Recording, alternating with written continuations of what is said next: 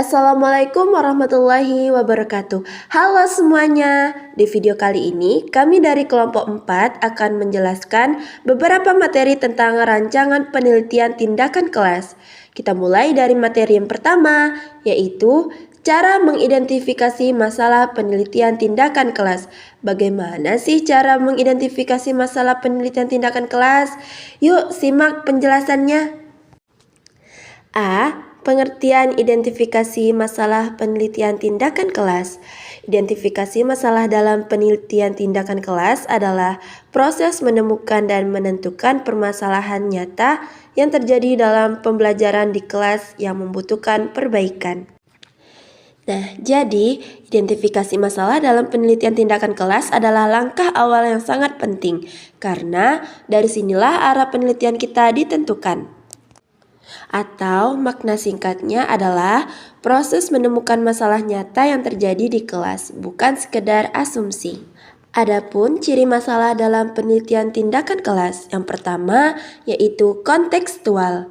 Nah, kontekstual ini yang dimaksud adalah terjadi langsung di kelas kita sendiri. Contoh, siswa kurang aktif saat diskusi. Lalu yang kedua yaitu spesifik dan nyata. Yang dimaksudkan spesifik dan nyata ini bukan masalah umum. Misalnya, bukan siswa malas tetapi siswa tidak bertanya saat pembelajaran berlangsung. Lalu yang ketiga yaitu bisa diperbaiki. Maksudnya ada solusi melalui tindakan, misalnya menggunakan model pembelajaran baru. B. Sumber masalah penelitian tindakan kelas. Masalah dalam penelitian tindakan kelas tidak muncul tiba-tiba, tetapi bisa kita temukan dari berbagai sumber berikut. Yang pertama, yaitu hasil observasi kelas. Maknanya, kita melihat langsung proses pembelajaran. Contoh, siswa sibuk sendiri, tidak fokus, atau tidak merespon pertanyaan. Lalu yang kedua yaitu hasil belajar siswa. Bisa dilihat dari nilai atau pencapaian. Contoh, banyak siswa tidak tuntas atau nilai rata-rata rendah. Yang ketiga yaitu refleksi guru. Refleksi guru ini bisa dilakukan dengan cara evaluasi diri setelah mengajar. Contoh, metode yang digunakan kurang menarik atau kurang efektif. Yang keempat yaitu masukan dari siswa. Yang dimaksud adalah mendengarkan langsung pendapat dari siswa. Contoh, siswa merasa materi sulit dipahami atau pembelajaran yang membosankan. Lalu yang terakhir yaitu diskusi dengan rekan sejawat. Bisa dilakukan dengan cara bertukar pikiran dengan guru lain. Contoh, mendapatkan sudut pandang baru terhadap masalah yang sama. Lalu yang ketiga yaitu langkah-langkah identifikasi masalah. Ada beberapa langkah untuk mengidentifikasi masalah. Yang pertama yaitu mengamati proses pembelajaran. Lalu yang kedua mencatat kejadian penting. Yang ketiga mengumpulkan data berupa nilai, keaktifan, dan lain-lain. Lalu yang keempat, menganalisis kesenjangan misalnya antara harapan dan kenyataan. Lalu yang terakhir, menentukan masalah utama. Selanjutnya yang D yaitu contoh identifikasi masalah. Contoh identifikasi masalah yang pertama yaitu siswa kurang aktif dalam diskusi kelompok. Lalu ada nilai rata-rata matematika di bawah KKM. Dan yang terakhir yaitu siswa kesulitan memahami materi bacaan. Lalu yang kedua yaitu cara menganalisis dan merumuskan masalah penelitian tindakan kelas. A. Analisis masalah penelitian tindakan kelas. Analisis masalah adalah proses mengkaji penyebab terjadinya masalah yang telah diidentifikasi. Adapun tujuan analisis masalah ini adalah yang pertama yaitu untuk menemukan akar penyebab masalah. Yang kedua, menentukan solusi yang tepat. Dan yang ketiga, menghindari kesalahan tindakan. C. Teknik analisis masalah. 1.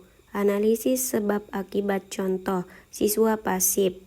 Metode ceramah terlalu dominan. Yang kedua, analisis data, hasil belajar. Yang ketiga, diskusi reflektif. Yang keempat, observasi mendalam. D. Merumuskan masalah PTK. Rumusan masalah dibuat dalam bentuk pertanyaan penelitian. Ciri rumusan masalah yang baik yaitu jelas, spesifik, dapat diteliti.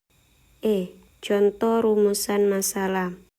Yang pertama, bagaimana meningkatkan keaktifan siswa melalui metode diskusi kelompok. Yang kedua, apakah penggunaan media gambar dapat meningkatkan hasil belajar siswa. Penjelasan yang ketiga yaitu cara menganalisis rancangan perbaikan pembelajaran. Pengertiannya, rancangan perbaikan pembelajaran adalah rencana tindakan yang dilakukan untuk mengatasi masalah dalam pembelajaran. Tujuan rancangan perbaikan yaitu ada meningkatkan kualitas pembelajaran, mengatasi masalah yang ditemukan, dan mencapai hasil belajar yang optimal. Yang C, komponen rancangan perbaikan, yaitu yang pertama ada tujuan pembelajaran, yang kedua ada strategi atau metode pembelajaran, yang ketiga ada media pembelajaran, yang keempat langkah-langkah pembelajaran, dan yang terakhir ada evaluasi. Nah, bagian D yaitu langkah menyusun rancangan perbaikan. Yang pertama ada menentukan tindakan yang akan dilakukan, misalnya menggunakan metode diskusi atau media video dan lain-lain. Yang kedua, menyusun RPP perbaikan. Yang ketiga, menentukan indikator keberhasilan. Yang keempat, menyiapkan instrumen observasi. Dan yang terakhir, merencanakan siklus tindakan. Selanjutnya yaitu contoh rancangan perbaikan. Masalah siswa kurang aktif di dalam sebuah proses pembelajaran ini biasanya dikarenakan siswa jarang bertanya di dalam kelas. Lalu, siswa biasanya juga pasif hanya mendengarkan omongan guru di dalam kelas. Lalu, biasanya siswa juga tidak ikut berdiskusi dan siswa juga biasanya kurang berani menyampaikan pendapatnya. Lalu, solusi yang dapat diberikan guru yang pertama bisa menggunakan metode diskusi kelompok. Kenapa kita memilih metode ini? Karena jika kita menerapkan diskusi kelompok, hal ini dapat memaksa siswa untuk lebih banyak berbicara di kelas, lalu bisa melatih kerjasama siswa dan membuat siswa lebih berani berpendapat. Selanjutnya, guru juga bisa memberikan tugas kolaboratif. Metode ini tidak berbeda tipis dengan diskusi kelompok, akan tetapi lebih ke hasil kerjasama siswanya. Manfaatnya, siswa itu bisa bertanggung jawab di dalam kelas dan bisa melaksanakan kewajibannya di dalam kelas. Dan yang terakhir, menggunakan media pembelajaran yang menarik. Contohnya seperti video, gambar, PPT interaktif, atau game edukasi. Selanjutnya yaitu evaluasi rancangan. Nah, di bagian ini sangatlah penting untuk para pendidik dan para guru. Karena ini bisa digunakan untuk melihat keberhasilan siswa. Akan tetapi hal ini sangat sering diremehkan oleh para guru dan para pendidik. Karena kebanyakan dari mereka itu hanya melihat evaluasi itu dilakukan untuk melihat keberhasilan. Akan tetapi caranya itu tidak jelas. Karena tujuan evaluasi itu sendiri itu yang pertama, apakah tindakan itu berhasil? Maksudnya di sini apakah siswa itu menjadi lebih aktif di dalam kelas dan apakah suasana kelas itu bisa berubah. Lalu yang kedua yaitu apakah ada peningkatan pembelajaran di dalam kelas. Nah, hal evaluasi ini itu bisa dilihat dari nilai siswa, keaktifan siswa, dan pemahaman materi. Dan yang ketiga, apa yang perlu diperbaiki di dalam kelas untuk kedepannya.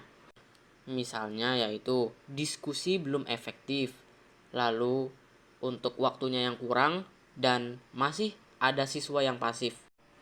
Nah, jadi kesimpulannya dari materi yang kita jelaskan tadi yaitu penelitian tindakan kelas merupakan suatu upaya sistematis yang dilakukan oleh guru untuk meningkatkan kualitas pembelajaran.